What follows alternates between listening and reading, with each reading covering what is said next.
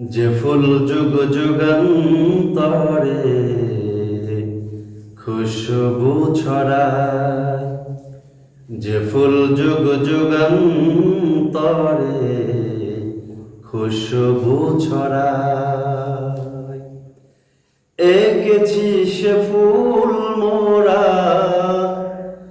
এঁকেছি সে ফুল মোরা মনের কাবায়।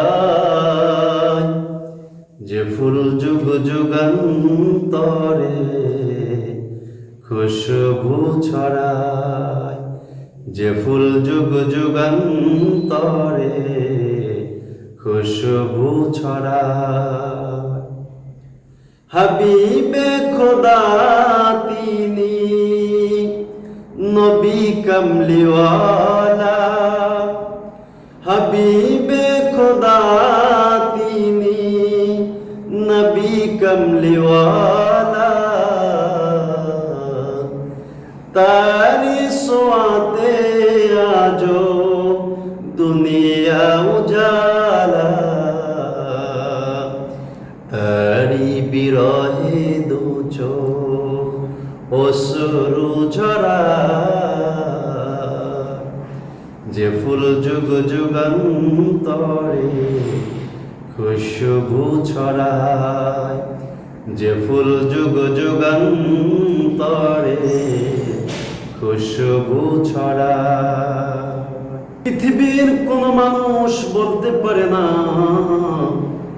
আমার নেতার চরিত্র ফুলের মতো পবিত্র, কিন্তু নির্দ্বিধায় একজনের ব্যাপারে বলা যায়, যার ব্যাপারে আল্লাহ তাআলা বলেছেন, লাকাদ কানা লাকুম ফি রাসূলিল্লাহি উসওয়াতুন হাসানাহ। আল্লাহ রাব্বুল আলামিন বলছেন, ওই নবীর চরিত্রের মধ্যে তোমাদের জন্য আদর্শ রয়েছে। সুতরাং ওই নবীর চরিত্র ফুলের মতো পবিত্র।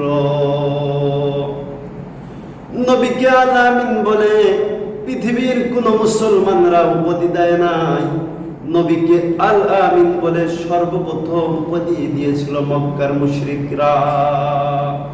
ওই নবী কেমন নবী ছিলেন? মক্কা বিজয়ের দিন রাসূল আরবী মক্কার মধ্যে ভ্রমণ করে সকল মানুষের ব্যাপারে একটা বাক্য উচ্চারণ করে জানিয়ে দিলেন, লা তাযরিবা আলাইকুমুল ইয়াওম ইয়াগফিরুল্লাহু ওয়া হুয়া আরহামুর রাহিমিন। নবীজি সেদিন কোনো অভিযোগ আনলেন না, কারো প্রতি মনের মধ্যে মলিনতা রাখলেন না, এক কথায় বলে দিলেন, ও মক্কাবাসী, আজকে তোমাদেরকে মাফ করে দিলাম, ক্ষমা করে দিলাম।